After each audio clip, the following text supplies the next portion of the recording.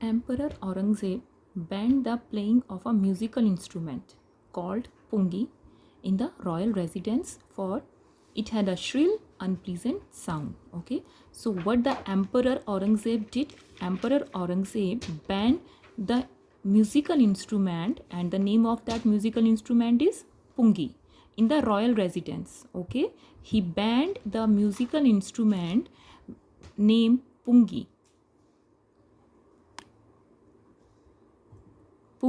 in the royal residence. Okay, and why he banned that musical instrument pungi? Because it had a shrill and unpleasant sound.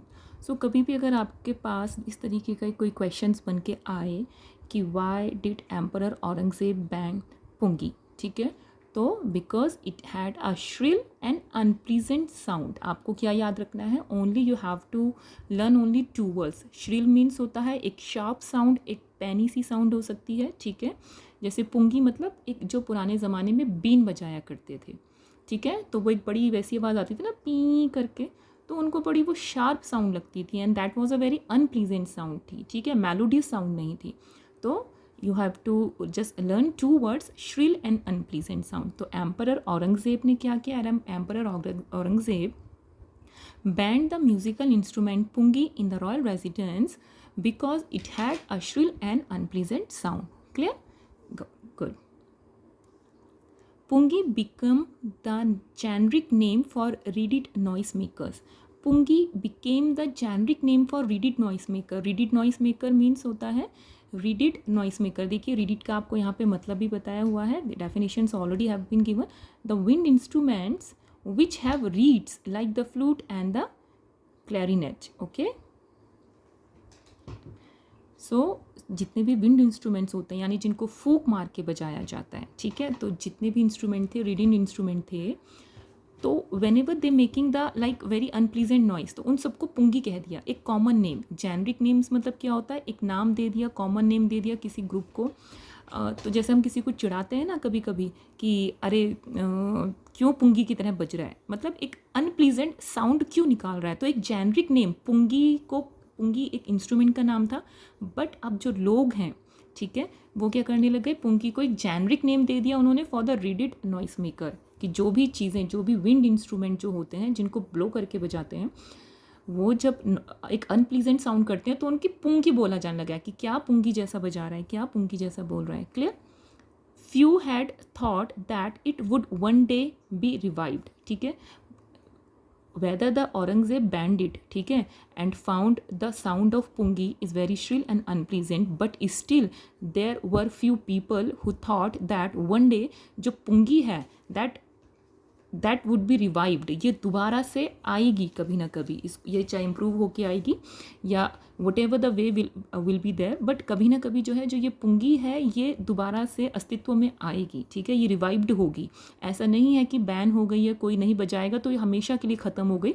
कभी ना कभी future में ये revived होगी. कुछ लोगों का ऐसा मानना था. Few had thought that the few people they have thought that it would one day B revived. A barber of a family of professional musicians, ठीक है, a barber of a family of professional musicians, एक professional musicians जो होते हैं, ठीक है, उनकी family में एक बार्बर था who had access to the royal palace, जिसको कहाँ का एक्सेस था? रॉयल पैलेस में जाने का एक्सेस था. decided to improve the tonal quality of the pungi, ठीक है, a barber, ठीक है, बार्बर जो है वो फैमिली ऑफ प्रोफेशनल म्यूजिशियन. अच्छा देखिए, प्रोफेशनल म्यूजिशियन इसको क्यों कहा गया? प्रोफेशनल म्यूजिशियंस होते हैं जो कि क्या करते हैं? प्रोफेशनली म्यूज़िक को बजाते हैं. म्यूजिशियन 2 काइंड्स के भी होते हैं. एक होता है हम अपनी हॉबी के लिए म्यूज़िक सीख रहे हैं, हॉबी के लिए म्यूज़िक बना रहे हैं. एक होता है प्रोफेशनल म्यूजिशियंस, उसको वो बिल्कुल प्रोफेशनली अपनाते हैं. तो जो बार्बर था वो क्या था? He belongs to family of professional musicians. Okay, the barber belongs to a family of professional musicians and that professional musicians and the barber also had access to the royal palace. ये जो barber था ये royal palace में इसको access था जाने का, ठीक है. तो what he decided to improve the tonal quality of the pungi. उसने सोचा कि ये जो पुंगी है जिसको बैन कर दिया गया है, इसकी टोनल क्वालिटी को मैं इम्प्रूव करूँगा, because it got ban due to the shrill and the unpleasant sound. तो अगर इसकी टोनल क्वालिटी को इम्प्रूव कर दिया जाएगा तो दोबारा रिवाइव्ड हो जाएगी, ठीक है। तो what he thought and he decided to improve the tonal quality of the pungi. अगर इस तरीके का कोई क्वेश्चन आता है कि what the barber thought about the pungi, so barber thought and decided to improve the tonal quality of the pungi. ठीक है, याद रखिए whatever the paragraph you are reading, आपको उस पैराग्राफ को बहुत अच्छे से पढ़ना है। टेक्स्ट के पीछे जो भी सेंस है वो आपने अच्छे से करना है। ठीक है, जब भी आप कोई पैराग्राफ पढ़ें उसमें छोटे छोटे क्वेश्चंस बनाएं अपने आप, और उन क्वेश्चंस के आंसर दीजिए अच्छी तरीके से, सो दैट कि कभी भी अगर क्वेश्चंस आपको कोई टीचर घुमा के पूछते या आपके पेपर में आ जाए या टेस्ट में आ जाए, तो you should be able to give all the answers. Clear? He chose a pipe with a natural hollow stem that was longer and broader than the pungi. ठीक है, वट ही चूज़, उसने क्या चूज़ किया, उसने चूज़ किया एक pipe with a natural hollow stem. ठीक है, उसने एक नेचुरल हॉलो स्टेम का पाइप चूज़ किया। एक जैसे कहते हैं ना, एक बांस का जैसे होता है तो वो हॉलो होता है अंदर से, तो उसी तरीके का उसने एक नेचुरल स्टेम लिया। ठीक है, जो हॉलो था एंड जो लॉन्गर था एंड वाइडर था, विच इज़ लॉन्गर और वाइडर देन द पुंगी, जो कि longer and broader than the pungi. Clear? तो यहाँ पे and made 7 holes on the body of the pipe, and he made 7 holes of the body of the pipe. ठीक है, उन्होंने जो वो एक hollow stem, what the barber did, barber ने क्या किया, barber took a natural hollow stem, ठीक है, that was a longer and the broader than the pungi, and he also made the 7 holes on the body of that pipe, hollow pipe. ठीक है, when he played on it, closing and opening some of these holes, soft and melodious sounds were produced. ठीक है, तो when he played on it, closing and opening some of these holes, तो what the barber did, ठीक है, for the improve the tonal quality of pungi, so barber took a natural hollow stem, ठीक है, which was longer and broader than the pungi, and also made the 7 holes on the body of the pipe. ठीक है, and he played it by closing and opening some of these holes. कभी वो कुछ holes को खोलता, कुछ जैसे हम बांसुरी बजाते हैं ना हाथों से, तो आप सेंस समझिए उस तरीके का, उस तरीके से वो पुंगी को बजाता था। ठीक है, तो when he played on it, closing and opening some of these holes, ठीक है, तो soft and melodious sounds were produced. तो बड़ी ही soft and melodious sounds were produced. एक चीज़ का ध्यान रखिए, अगर आपसे पूछा जाता है, ठीक है, how will you differentiate pungi and ये जो न्यू इंस्ट्रूमेंट इन्होंने बनाया, ठीक है, जिसके बारे में हम आगे पढ़ेंगे, तो 2 डिफरेंस अपने देखे। पहली डिफरेंस तो उनकी टोनल क्वालिटी में था, तो जो पहला बुलेट पॉइंट आपका बन सकता है वो टोनल क्वालिटी के ऊपर बन सकता है कि the pungi has the shrill and unpleasant sound, okay, and on the other hand that the new instrument which was invented by the barber, ठीक है, उसका नाम हम आगे पढ़ेंगे, उसका नाम जो पड़ता है वो शहनाई पड़ता है। ठीक है, तो और जो shehnai on the other hand have a very soft and melodious sound, okay, soft and melodious and pleasant sound. तो आप ये 2 चीज़ें आप पॉइंट को कर सकते हो। फर्स्ट पॉइंट में टोनल क्वालिटी के ऊपर आप उसको डिफ्रेंशिएट करते हो। सेकंड में आप उनकी शेप ऑफ म्यूजिकल इंस्ट्रूमेंट आप यूज़ कर सकते हो कि शेप ऑफ म्यूजिकल इंस्ट्रूमेंट कि the new invented instrument which was the shehnai is that was the longer and broader than the pungi. ठीक है, पहली चीज़ क्या थी, वो longer and broader than pungi था। एंड सेकेंड वन इज कि ठीक है, it has the 7 holes on the body. ठीक है, it has the 7 holes on the body of the pipe. ठीक है, क्लियर? तो whenever if there is a question, अगर कोई क्वेश्चन आता है कि डिफ्रेंशिएट करिए पुंगी एंड शहनाई पे, जिसके ऊपर कि ये चैप्टर बेस है, ओके, पुंगी एंड शहनाई पे, क्योंकि ये जो न्यू इन्वेंटेड है वो शहनाई हुआ, आगे हम पढ़ेंगे शहनाई उसका नाम कैसे पड़ा, क्या हुआ। तो अगर आपके पास इस तरीके का बच्चों कोई क्वेश्चन आता है कि पुंगी और शहनाई को डिफ्रेंशिएट करिए, ठीक है, तो आप उसको 2 बुलेट्स पॉइंट में आप उनको क्या है डिफ्रेंशिएट कर सकते हैं। तो पहला बुलेट पॉइंट्स क्या हो जाएगा, फर्स्ट बुलेट पॉइंट आपका हो जाएगा टोनल क्वालिटी के ऊपर।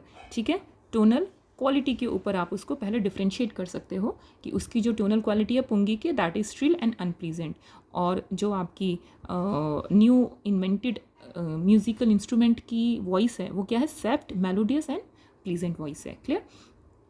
And second on the ground of how they look, ठीक है, ऑन द ग्राउंड उनका फिजिकल अपीयरेंस कैसा था, वो कैसे दिखते थे। तो जो आपका न्यू इन्वेंटिंग इंस्ट्रूमेंट था, दैट इज शहनाई, ठीक है, that was longer and broader than the pungi and it has the 7 holes on the body. Clear? तो इन 2 पॉइंट्स को आपने याद रखना है। अगर कभी भी डिफ्रेंशिएट करने के लिए आपके पेपर में इस तरीके का कोई टीचर क्वेश्चंस बना के दे दे, देखिए बच्चे, जब हम भी पैराग्राफ पढ़ते हैं तो हमें हर एक चीज़ बहुत अच्छे से पढ़नी है और उसी के ऊपर क्वेश्चंस बना के भी सॉल्व करने हैं, क्योंकि इसी पैराग्राफ से देख लीजिए कितने सारे क्वेश्चंस बन सकते हैं। पहला क्वेश्चन बन सकता है, एम्परर औरंगजेब ने जो है pungi, why did he ban the instrument pungi? तो emperor Aurangzeb banned the pungi because it has a very shrill and unpleasant sound. Clear? ठीक है। Who thought to revive the tonal quality of pungi? तो a barber from a family of professional musicians, and he also had access of royal palace. He decided to improve the tonal quality of the pungi. ठीक है? What he did to improve the tonal quality of the pungi? ठीक है? He chose a pipe with a natural hollow stem. ठीक है? And that was very longer and broader than pungi. He made 7 holes on it and he played it by closing and opening the holes. ठीक है? Some of the holes, and soft and melodious sounds were produced. तो आप देखो इसी paragraph से जो है हमारे 3 क्वेश्चंस बन गए। तो जब भी आप इनको रीड करते हो पेपर को, तो केवल रीड नहीं करना है, you have to go behind the sense of the text. केवल टेक्स्ट नहीं पढ़ना है, उसके पीछे का जो सेंस है हमें उसके ऊपर काम करना है। ठीक है? तो नेक्स्ट पैराग्राफ हम नेक्स्ट टाइम पढ़ेंगे। हम इसी तरीके से पढ़ाई करेंगे, सारी आने वाले चैप्टर्स की भी पैराग्राफ पढ़ेंगे, उनके ऊपर क्वेश्चंस को भी सॉल्व करेंगे। केवल पैराग्राफ रीडिंग करके हम उसको ट्रांसलेट नहीं करेंगे। ठीक है? इंग्लिश लिटरेचर ट्रांसलेट का काम नहीं है। We have to get the sense behind the text, क्या कहना चाह रहा है, कितने क्वेश्चंस बन सकते हैं, जिससे कि आपका कॉन्सेप्ट बहुत अच्छे से क्लियर हो। क्लियर? अगर इसको मुझे केवल ट्रांसलेट करना होता तो ये 2 और 3 मिनट्स की भी वीडियो नहीं बनती। ठीक है? लेकिन ये कम से कम 11-12 मिनट की वीडियो पड़ रही है, क्योंकि इसका कॉन्सेप्ट क्लियरिंग बहुत ज़रूरी है आप लोगों को, ताकि अगर इसी पैराग्राफ से 3-4 क्वेश्चन आराम से बन सकते हैं, वो क्वेश्चंस बने तो आप उन क्वेश्चंस का जवाब देने की पोजीशन पे रहने चाहिए। और इसी तरीके से हमारी आगे की भी पढ़ाई होगी, बिल्कुल डीप कॉन्सेप्ट लर्निंग होगी, क्वेश्चंस पूछे जाएंगे आपसे। ठीक है? और क्वेश्चंस बताए जाएंगे किस तरीके के क्वेश्चंस इसमें बन सकते हैं। Okay, thank you. वीडियो लंबी हो जाएगी, इसलिए सेकंड पार्ट आप देखिएगा कि हम सेकंड पैराग्राफ कैसे पढ़ते हैं।